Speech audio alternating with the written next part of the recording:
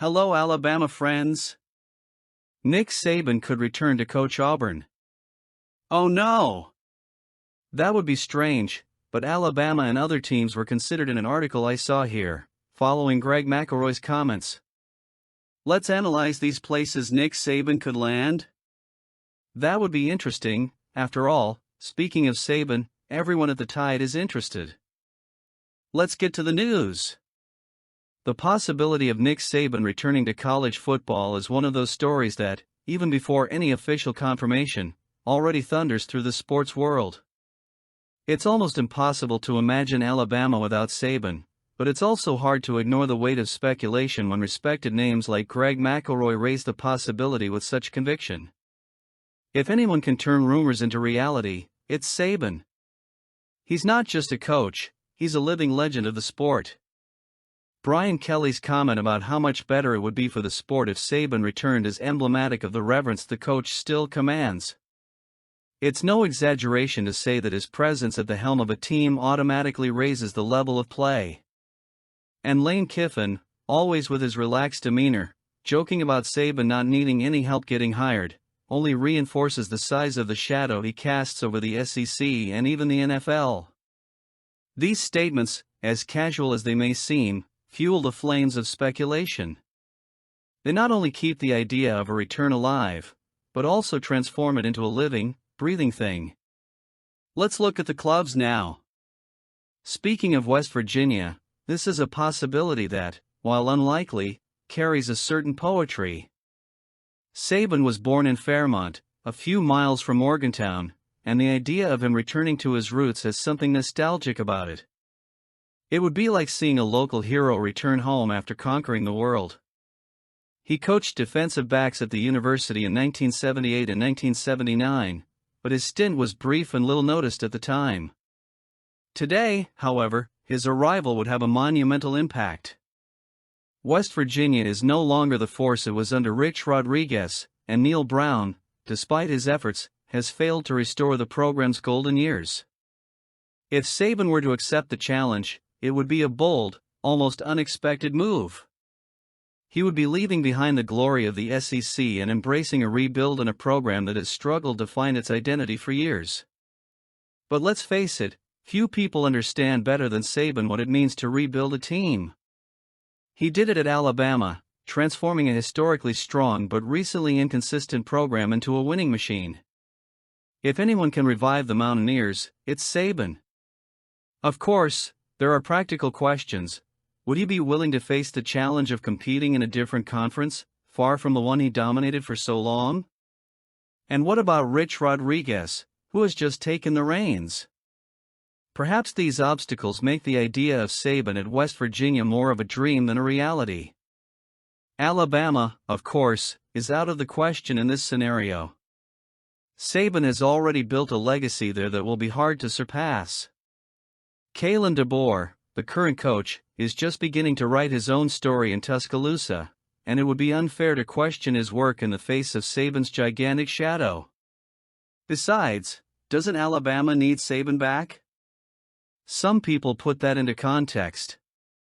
But if he ever truly feels that urge, as McElroy put it, perhaps a place like Morgantown will be where he finds the next chapter in his incredible journey.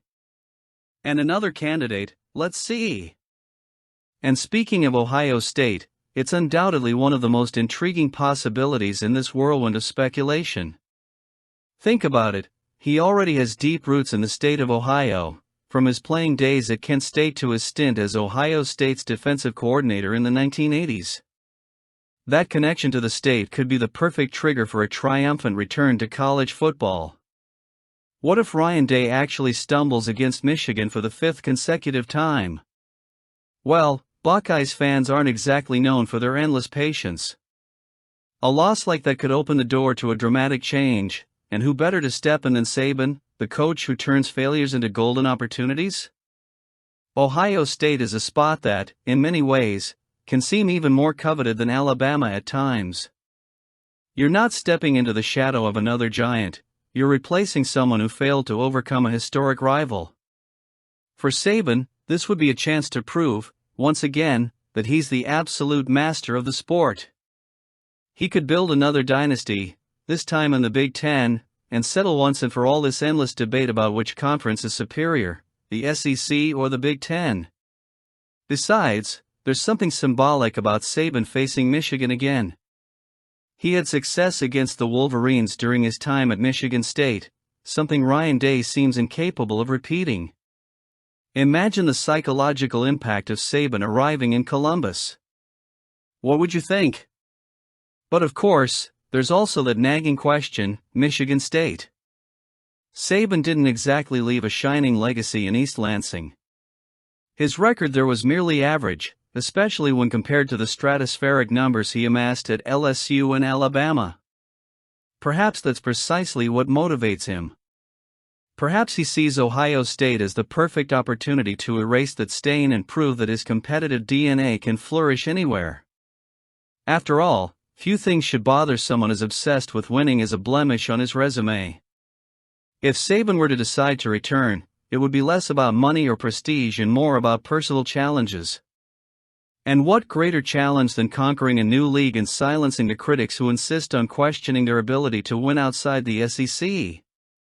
As for USC, well, USC is a completely different and equally fascinating story. Saying Nick Saban has never coached on the West Coast is true, but underestimating his influence there would be wrong. He's already proven he can attract talent from California to Alabama, so why not bring that magnetism directly to the epicenter of talent? USC is thirsty for rejuvenation, and Lincoln Riley, despite all the initial hype, seems far from the definitive solution. Since that promising 2022 team, the Trojans have faltered, and fans are losing patience. If Riley fails to deliver consistent results, the USC administration will need a big enough name to reignite the Trojan flame. And who better than Saban to do that? Saban at USC would be an explosive combination.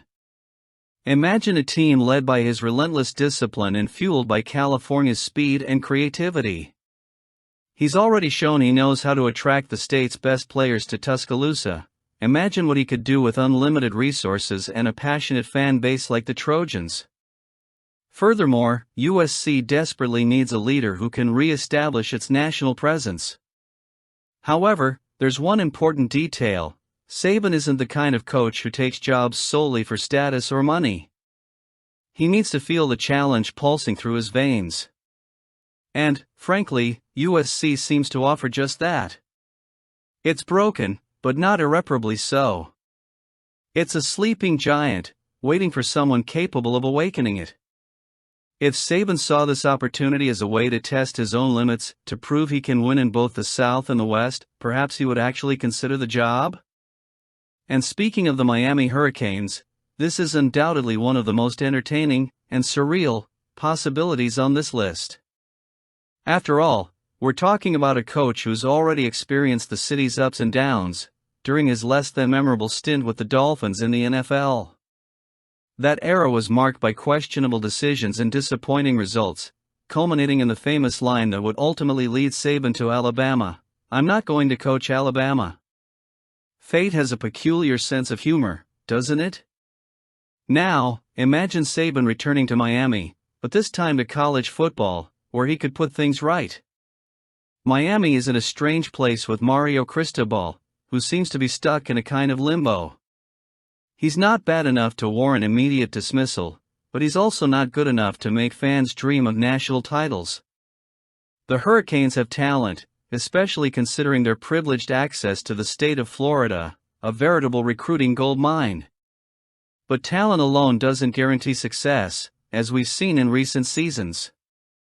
If Saban were to return to the Miami game, it would be less about correcting personal mistakes and more about leveraging this talent base to build something special again. However, there's something even more intriguing about the idea of Saban at Auburn. Yes, that Auburn. The mere mention of it conjures up images of absolute chaos and stories worthy of Hollywood scripts. Just imagine Nick Saban, the greatest icon in Alabama history, donning the blue and orange of Auburn and leading the Tigers to an epic victory in the Iron Bowl. Not just any victory, but a devastating loss to the Crimson Tide at Bryant-Denny Stadium, the place where Coach Saban has won almost everything. That would be very strange, of course. It would be hard to imagine the coach who built a dynasty in Tuscaloosa turning his back on all that and taking over his arch-rival. But oh, how delightfully chaotic it would be.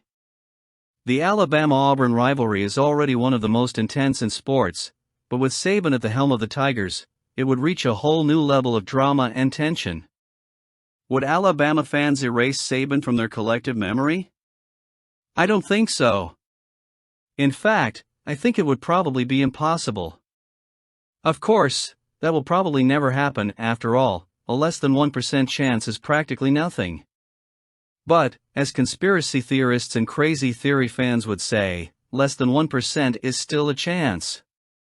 Miami offers Saban the chance to work in a talent-rich environment, where he could shape a program with the potential to compete at a national level. Auburn, on the other hand, is the realm of chaos, where the mere suggestion of Saban taking the helm is enough to spark heated debates and endless memes. But this is just speculation, almost a joke. Share your opinion.